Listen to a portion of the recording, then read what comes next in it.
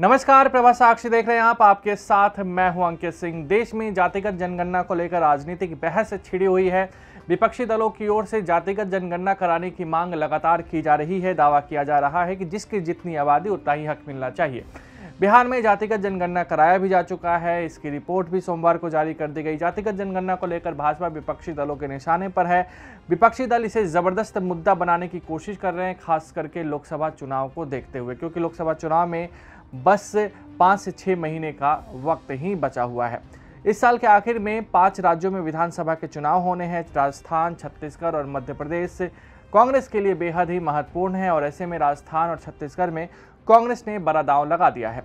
राजस्थान के मुख्यमंत्री अशोक गहलोत ने बिहार के तर्ज पर चुनावी राज्य में जातिगत जनगणना कराने की घोषणा की। गहलोत ने कहा कि राहुल गांधी ने रायपुर सत्र के दौरान इसी बारे में बात की थी और जातिगत जनगणना उसी आधार पर की जाएगी। गहलोत ने कहा कि जनगणना के नतीजों से सरकार को समाज के विभिन्न वर्गों के लिए नीति बनाने में मदद मिलेगी।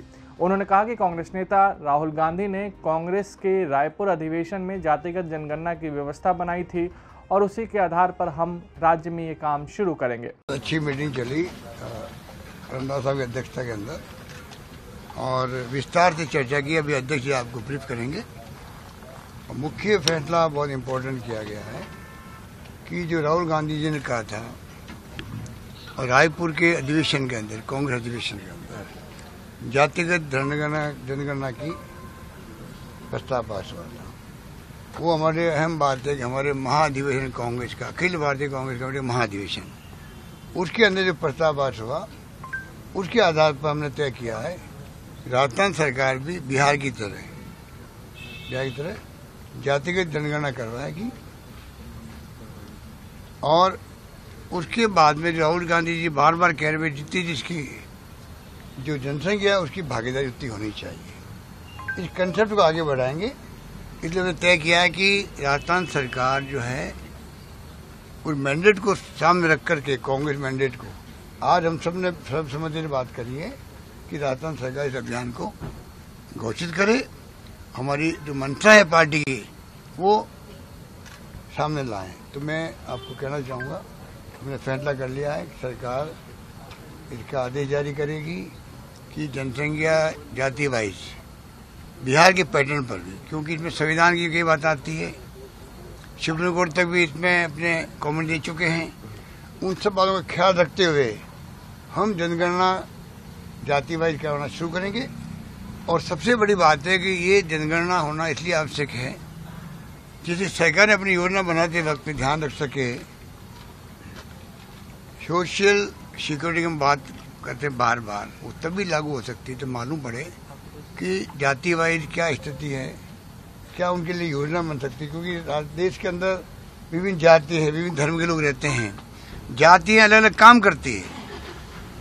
तो अगर मालूम पड़ेगा कि जाति की कितनी जनसंख्या है, उसकी जाति की जो बैकग्राउंड है, जैसे कोई कारपेंटर है, सुतार है, विश्वकर्मा है, तो मालूम पड़ सकता हमें क्या योजना इनके लिए बनानी है। आसानी हो जाएगी हमारे लिए किस प्रकार से जाति वाइज जो बैकग्राउंड उनका है उसके अकॉर्डिंग स्कीम बना सके। ये फैसला किया। इसी कड़ी में कांग्रेस महासचिव प्रियंका गांधी वाड्रा शुक्रवार को छत्तीसगढ़ में थी। उन्होंने कहा कि अगर छत्तीसगढ़ में कांग्रेस की सरकार फिर से सत्ता में आती है तो हम बिहार की ही तरह राज्य में जातिगत जनगणना कराएंगे। उन्होंने कहा कि मैं घोषणा करती हूं कि अगर कांग्रेस से सरकार बनाती है तो हम जातिगत जनगणना कराने के लिए प्रतिबद्ध हैं। इसमें गरीब के लिए, मिडिल क्लास के लिए कोई सोच नहीं है। चाहे पेंशन की बात करें, चाहे आप जाति जनगणना की बात करें, मौन हो जाते हैं, कुछ कहते नहीं हैं। आपका ध्यान इधर उधर भटकाने की कोशिश करते हैं। कभी धर्म की बात करेंगे, कभी कोई और बात उठाएंगे जिससे आपके जज्बात जुड़े हैं। लेकिन जब सही बात आती है जिससे आपके अधिकार बनेंगे, जिससे आप मजबूत बनेंगे, तो मौन हो जाते हैं। इनसे पूछिए क्यों नहीं कर रहे हैं जाति जनगणना। आज मैं यहां खड़े हुए घोषणा करना चाहती हूं, बघेल जी से मैंने बात की है, अगर हमारी सरकार दोबारा छत्तीसगढ़ में आएगी तो बिहार की तरह यहां भी जाति जनगणना कराई रहेगा। वहीं पूरे मामले पर भाजपा के बड़े नेता कोई बयान देने से बच रहे हैं। लेकिन कहीं ना कहीं कुछ नेताओं के बयान सामने आ रहे हैं। वहीं भाजपा शासित हरियाणा के गृह मंत्री अनिल विज ने कहा कि जातिगत जनगणना देश को एकजुट करने की बजाय उसको अलग अलग टुकड़ों में बांटने का एक उचित प्रयास है। 70 साल बाद हमें भारतीय होकर जीना चाहिए। उन्होंने कहा कि हम सब एक हैं, हम सब भारतीय हैं। जातिगत जनगणना की प्रामाणिकता क्या है, इसके साथ ही उन्होंने दावा किया कि ये सब चुनावी खेल है। पहले भी मंडल आयोग हुआ था। ये जो देश को एकजुट करने की बजाय उसको अलग अलग टुकड़ों में बांटने का कुत्सित प्रयास है।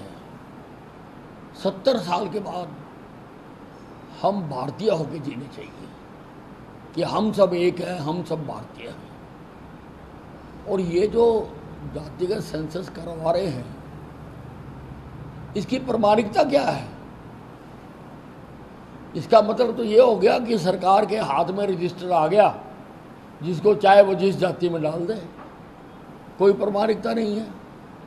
और क्या सेंसस में आने के बाद ही लोगों को लाभ मिलेगा?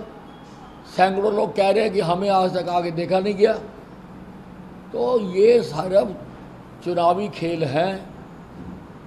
पहले भी हुआ था मंडल आयोग, और इन पार्टियों को जो जो सत्ता में रही हैं और आज जातिगत गणना की पैरवी कर रही हैं, उनको बताना चाहिए कि जितने जितने साल वो सत्ता में रहे, उन्होंने इन जातियों के लिए क्या किया। वहीं बिहार के उप मुख्यमंत्री तेजस्वी यादव ने कहा कि कई जगहों पर जातिगत जनगणना की मांग उठ रही है। ये काम मानवता के लिए हुआ है। सरकार उस हिसाब से समाज के सभी वर्गों के लिए कहीं ना कहीं योजनाएं बना सकेगी।